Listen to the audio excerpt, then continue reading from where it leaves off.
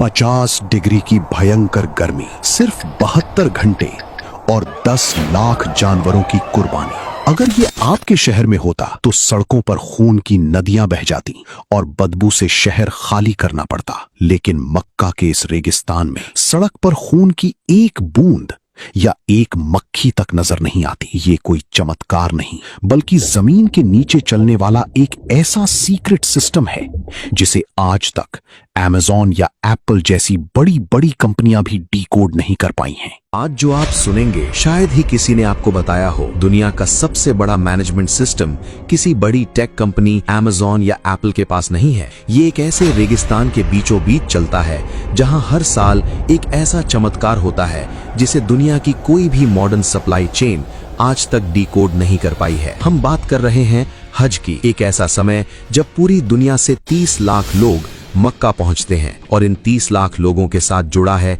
एक ऐसा secret operation जो सिर्फ और सिर्फ 72 घंटों के लिए एक्टिवेट होता है। लेकिन ये सिर्फ शुरुआत है, असली चौंकाने वाला हिस्सा तो अभी आने वाला है। अपने दिमाग में जरा एक कैलकुलेशन कीजिए, अगर आपके शहर में 10,000 जानवरों की कुर्बानी हो तो सड़कों का क्या हाल होगा। गंदगी, बदबू और बीमारियों का डर। अब सोचिए, एक ऐसी जगह जहां गर्मी 50 डिग्री सेल्सियस तक पहुंच जाती है और वहां सिर्फ 3 दिन के अंदर 10 लाख से ज्यादा जानवरों की कुर्बानी होती है। और हैरानी की बात यह है कि वहां एक मक्खी भी नहीं भिनभिनाती, खून की एक बूंद सड़क पर नजर नहीं आती। अगर आपको ये सब मैनेज करना होता तो आप कहां से शुरू करते? शायद आप हार मान लेते और कहते कि ये नामुमकिन है। यही सवाल सलमान के दिमाग में भी था। सलमान, जो भारत का एक टॉप सप्लाई चेन एनालिस्ट है, जब वो पहली बार हज पर गया तो उसे लगा कि यहाँ तो भयंकर अव्यवस्था होगी। उसका लॉजिक कहता था कि 10 लाख जानवरों का मांस एक ही जगह पर एक ही समय में प्रोसेस करना इंसान के बस की बात नहीं है। उसे लगा कि पक्का मांस सड़कों पर सड़ जाएगा। अपनी इसी जिज्ञासा को शांत करने के लिए उसने अपनी जान पहचान और कुछ स्पेशल परमिट्स का इस्तेमाल करके उस इलाके में एंट्री ली जहां आम हाजियों का जाना सख्त मना है। और जो उसने वहां देखा उसने उसके होश उड़ा दिए। पर हमेशा से ऐसा नहीं था। एक वक्त था जब हज के दौरान मिना की घाटी किसी बुरे सपने से कम नहीं होती थी। 80 के दशक तक हाजी अपनी कुर्बानी खुद करते थे। लाखों जानवर खुले में काटे जाते थे। नतीजा, सड़कों पर मांस के पहाड़ लग जाते थे, बीमारियां फैलने लगती थीं, बदबू इतनी भयंकर होती थी कि सांस लेना मुश्किल हो जाता था। हालात इतने खराब हो जाते थे कि एक वक्त ऐसा भी था जब लाखों किलो गोश्त को जमीन में दफन करना पड़ता था, क्योंकि इतनी भयंकर गर्मी में उसे बचाने का कोई तरीका ही नहीं था। सऊदी सरकार के सामने एक नामुमकिन चुनौती थी। तो आपको क्या लगता है, इस समस्या को सुलझाने के लिए उन्होंने क्या किया? सन 1983 में सऊदी सरकार और इस्लामिक डेवलपमेंट बैंक ने मिलकर इस संकट का स्थायी हल निकाला। उन्होंने जमीन के नीचे और ऊपर एक ऐसा सीक्रेट शहर बसा दिया जिसके बारे में 99% लोग आज भी नहीं जानते। इस ऑपरेशन को सिर्फ एक देश नहीं बल्कि पूरी मुस्लिम दुनिया के सबसे बड़े डेवलपमेंट नेटवर्क्स में से एक चलाते हैं। ध्यान से सुनिए, ये कोई आम कसाई खाना नहीं है। ये सिर्फ एक कसाई खाना नहीं बल्कि 7 विशाल इंडस्ट्रियल शहरों का नेटवर्क है। करीब 10 लाख स्क्वायर मीटर में फैला एक ऐसा सिस्टम जहां 10 अलग अलग स्लॉटर साइट्स बनाई गई हैं। साल के 362 दिन ये शहर लगभग सोया रहता है और फिर सिर्फ 3 दिनों के लिए ये पूरी ताकत से जाग उठता है। सलमान जब उस कॉम्प्लेक्स के अंदर घुसा तो उसे लगा जैसे वो किसी हॉलीवुड की साइंस फिक्शन फिल्म के सेट पर आ गया हो। बाहर चिलचिलाती धूप थी लेकिन अंदर का तापमान एकदम जमा देने वाला था। वहां मौजूद हर कर्मचारी के कपड़ों से लेकर जूतों तक को डिसइंफेक्टिंग चेंबर्स से गुजारा जाता था। सलमान ने देखा कि हर सेक्शन अलग अलग लेयर्स में बटा हुआ था। कहीं मेडिकल इंस्पेक्शन चल रहा था, कहीं डिजिटल टैगिंग और कहीं विशाल कन्वेयर बेल्ट्स बिना रुके हजारों जानवरों को आगे बढ़ा रही थीं। वहां इस्तेमाल होने वाली कई मशीनें सिर्फ हज के लिए बनाई गई स्पेशल कस्टम इंडस्ट्रियल टेक्नोलॉजी थीं। सलमान को ऐसा लग रहा था जैसे वो किसी स्लॉटर हाउस में नहीं बल्कि दुनिया की सबसे एडवांस्ड ऑटोमेटेड फैक्ट्री के अंदर खड़ा हो। इस ऑपरेशन को अंजाम देने के लिए पूरी दुनिया से 40,000 से ज्यादा ट्रेंड कसाई, वेटरनरी डॉक्टर्स और इंजीनियर्स को स्पेशल चार्टर्ड फ्लाइट से मक्का लाया जाता है। हर जानवर के कान में एक डिजिटल टैग लगाया जाता है जिससे उसका पूरा रिकॉर्ड सिस्टम में सेव हो जाता है। यहाँ सिर्फ हेल्थ नहीं बल्कि शरिया के हर नियम को भी मशीनों और विशेषज्ञों की मदद से वेरीफाई किया जाता है। जहां एक तरफ जानवरों की मेडिकल स्कैनिंग हो रही थी, वहीं दूसरी तरफ ऑटोमेटेड मशीनें हजारों पैकेट्स को सील कर रही थीं। हर स्लॉटर लाइन के ऊपर विशाल स्टील क्रैक्स लगे हुए थे जिन पर पूरी पूरा प्रोसेस बिना रुके आगे बढ़ता रहता था। अब इस सिस्टम की रफ्तार का अंदाजा आप इससे लगाइए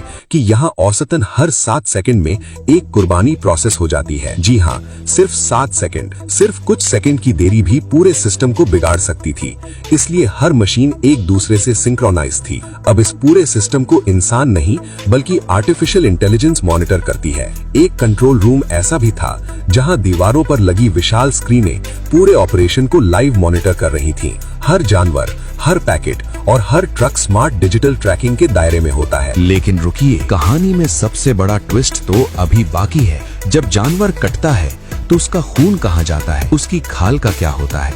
10 लाख जानवरों का मतलब है करीब 1.5 से 2 करोड़ किलो तक मांस। इस विशाल मात्रा को 72 घंटे में प्रोसेस करना और खराब होने से बचाना एक इंजीनियरिंग मिरेकल है। कुर्बानी के दौरान निकलने वाला खून खुले में या नालियों में नहीं बहता। जमीन के नीचे पाइप्स, ड्रेनेज चैनल्स और कूलिंग टनल्स का ऐसा जाल बिछा था मानो रेगिस्तान के नीचे एक दूसरी इंडस्ट्रियल दुनिया चल रही हो। कुर्बानी के बाद सफाई के लिए हाई प्रेशर सैनिटाइजिंग मशीनें तुरंत एक्टिव हो जाती थीं ताकि कुछ ही मिनटों में पूरा एरिया दोबारा चमकने लगे। जानवरों की खालें लेदर इंडस्ट्री में भेज दी जाती हैं और एक अलग अंडरग्राउंड वेस्ट प्रोसेसिंग यूनिट हर मिनट टनों बायोलॉजिकल वेस्ट को रिसाइकिल कर रही थी, जिससे बायो फर्टिलाइजर बना दिया जाता है। पूरा सिस्टम इस तरह डिजाइन किया गया था कि जानवर के आने से लेकर मीट पैकेट बनने तक इंसानी हाथों का इस्तेमाल कम से कम हो। सलमान को सबसे ज्यादा हैरानी इस बात की हुई कि इतने बड़े ऑपरेशन के बावजूद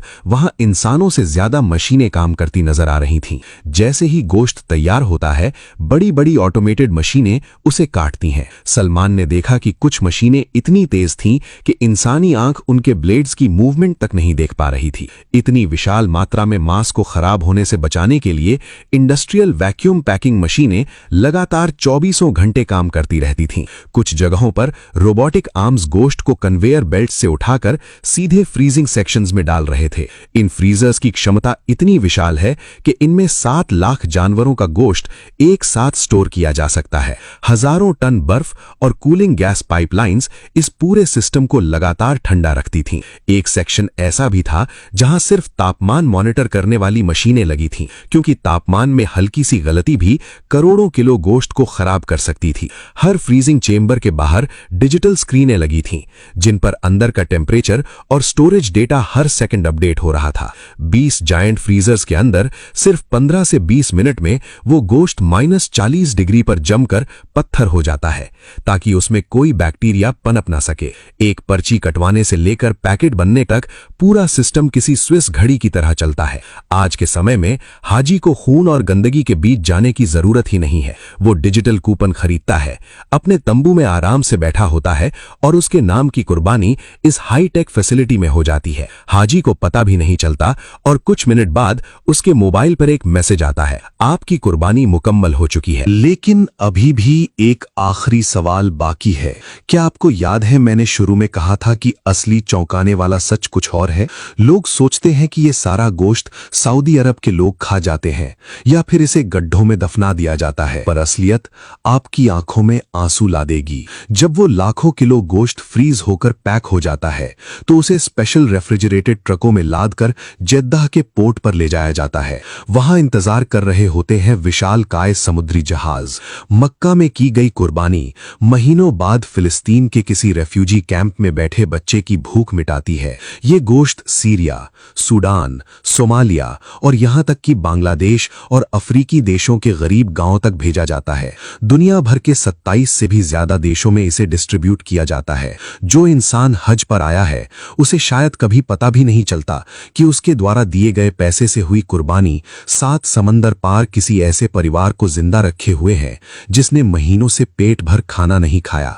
ये सिर्फ एक लॉजिस्टिक्स या मैनेजमेंट सिस्टम नहीं है, ये इंसानियत और टेक्नोलॉजी का दुनिया में सबसे बड़ा और सबसे खामोश संगम है। एक ऐसी जगह जहां सदियों पुरानी एक धार्मिक परंपरा को मॉडर्न साइंस ने दुनिया की सबसे बड़ी ग्लोबल चैरिटी में बदल दिया है। एक ऐसी सप्लाई चेन जहां न कोई प्रॉफिट मार्जिन है न कोई मार्केटिंग, बस एक ही मकसद है कि दुनिया के किसी कोने में कोई इंसान भूखा न सोए। अब एक बार फिर से सोचिए, 10 लाख जानवर, हर 7 सेकंड में एक कुर्बानी। कुर्बानी, 40,000 लोग, 7 विशाल शहर, आर्टिफिशियल इंटेलिजेंस, मशीनें जो पलक झपकते ही अपना काम कर जाती हैं, और 27 देश। क्या आपने कभी इस सीक्रेट मैनेजमेंट सिस्टम के बारे में सपने में भी सोचा था?